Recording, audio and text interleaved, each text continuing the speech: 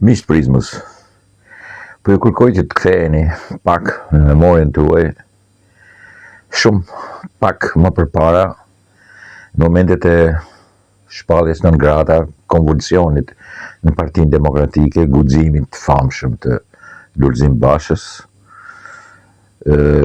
fillimindarjen e partisë, fillimi i marrëzive të Sali Berishës, po fillimi i tij, duke thënë që unë nuk dua ta përzjej partinë, do t'i dalë zot vetes.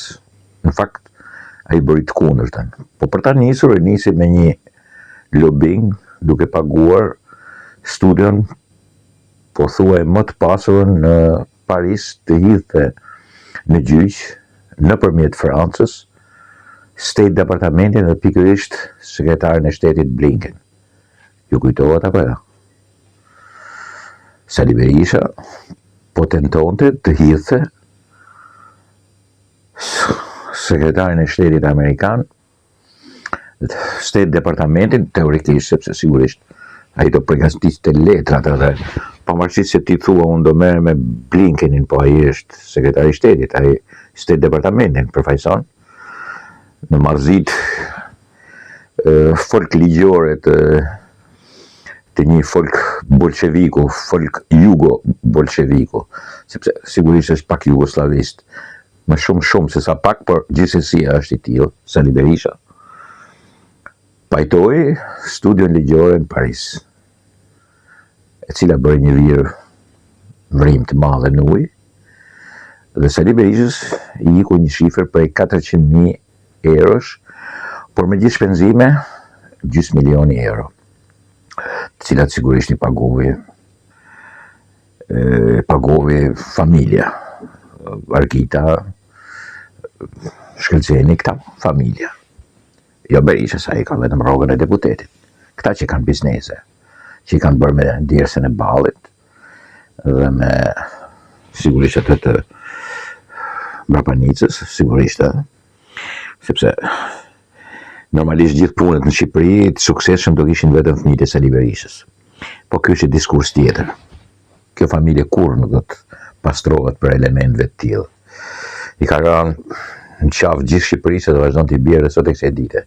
Për këtë familje është tentuar 2 herë digjet Shqipëria.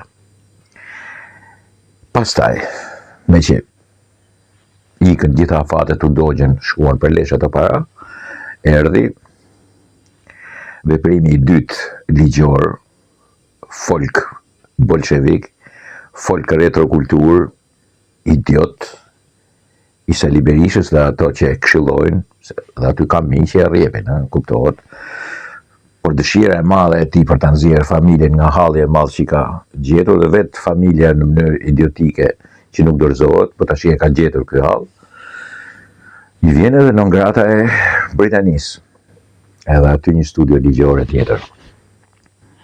Kaloi koha dhe morën përgjigje që jo vetëm që nuk hiqet pasi e marrim konsiderat as i Menderiusi pierdhin këto muhabete, i kthyen një përgjigje tipike britanikës, i thanë shkoni markatonari, ju idiot, nga Shqipëria.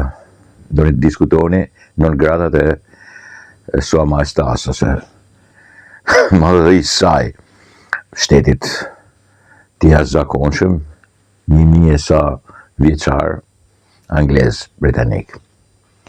Shkurt muhabeti i ikun 500.000 pound, por nuk ishin vetëm ato, ishin edhe shërbimet, që kalojnë 600.000. Dikush thotë edhe 1 milion pound. Tash filloi guximi i madh dhe sigurisht filluan zgjedhjet, filluan organizimet dhe dolën 6 milion. Po, nuk kemi vetëm 6 milionët e patriotëve që është vetëm një familje, babai, djali edhe mamaja. Burr, grua dhe djali. Këta janë patriotët, të cilët as që bëhet fjalë që po përdorin paratë e familjes Berisha, të gjithë grabitjet e kësaj familje në kohë.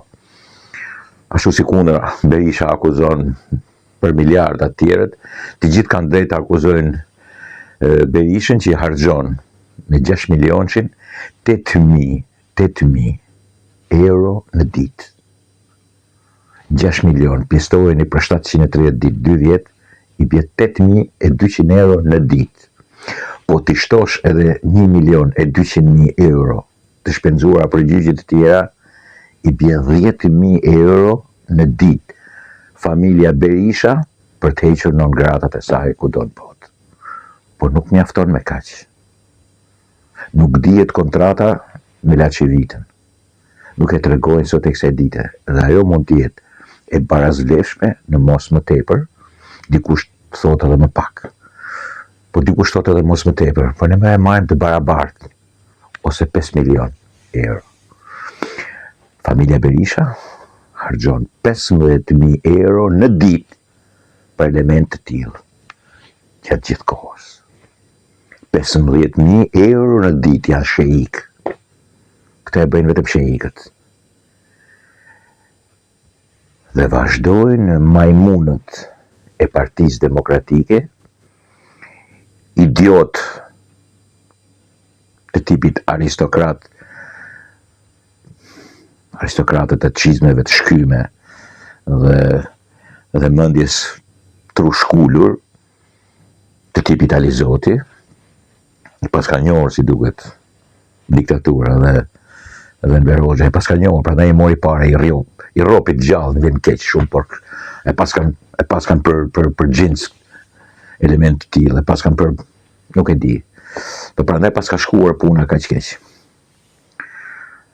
Dhe gjithë Planet Monkey që ndjekin mbrapa një folk jugo bolshevik si Sali Berisha, një rënues të Shqipërisë, shkatërrues së saj, djegës, vrasës, jo vetëm bulevard, po kudo, të pabesin më ekzemplar që ka prodhuar ky vend fatkeq.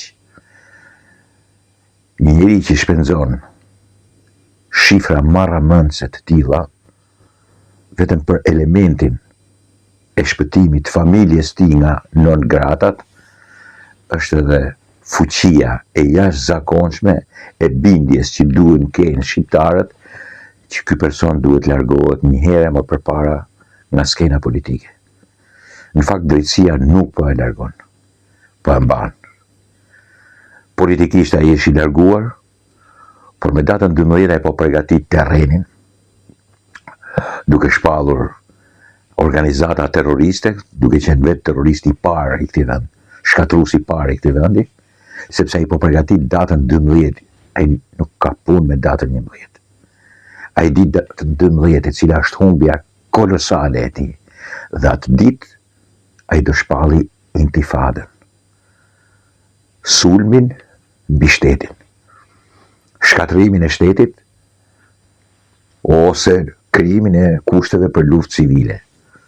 Sigurisht kjo ditë dhe këto gjëra ti kanë vdekur prej kohësh, nuk e lejon më kërkush të bëj gjëra të tilla, po një i çmendur, psikopat, keqan, vrasës si puna e tij, asnjëherë nuk do të heqë dorë nga kjo punë. Po lexoja Evi Kokalaren që thoshte, largoju, thotë, kur të humbësh.